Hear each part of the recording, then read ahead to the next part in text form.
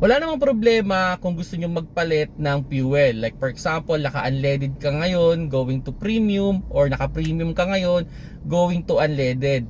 Walang problema yan kasi they are both unleaded naman. Okay, pero syempre, mas maganda i-check nyo muna yung owner's manual ninyo kung ano yung recommended ng manufacturer ninyo. Kasi may mga kotse dyan na ang nire-recommend is yung premium o yung 95 octane. So kung 95 octane yung ilalagay mo sa mga ganong kotse, pwedeng mas maganda yung takbo ng inyong sasakyan, mas maganda yung arangkada, mas maganda yung fuel efficiency, mas maganda yung takbo ng makina.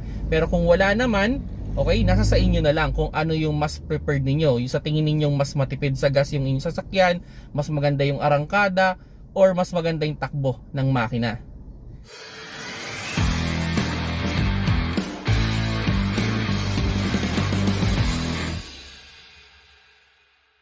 Hello mga paps, I'm Kuya Shane at may na-receive akong question. Naka-unleaded daw siya ngayon, pwede daw ba siyang mag-convert to premium at wala daw bang magiging problema sa kanyang sasakyan? Actually, wala namang magiging problema yan kasi pareho namang unleaded yan.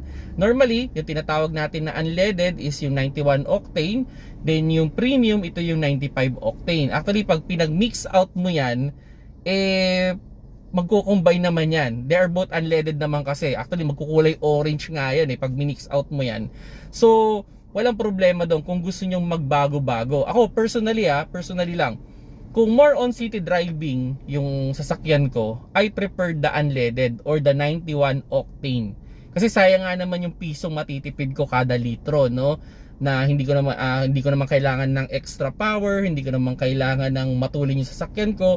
So, I'll go for the unleaded. Now, kung ako naman ay mag-highway driving or sabihin natin going out of town, province, I'll go for the 95 octane or the premium na tinatawag. Kasi para sa akin, may personal opinion lang to, no?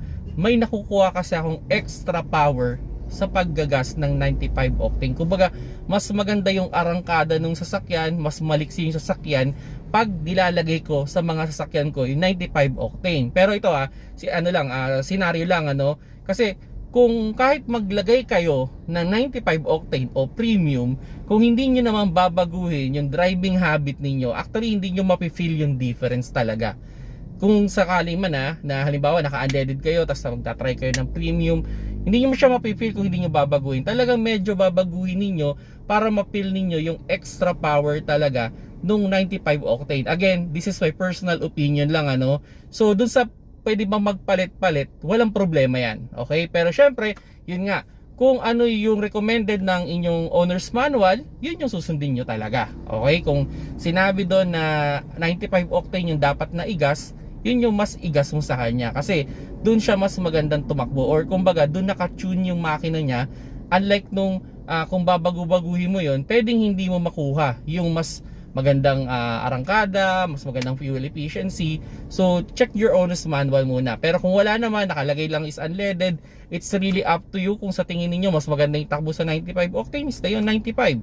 Kung sa tingin niyo mas maganda yung takbo sa 91, so stay on 91. So walang problema kung ano yung gusto nyong ilagay. Nasa sa inyo yan, walang magiging problema sa inyong kotse.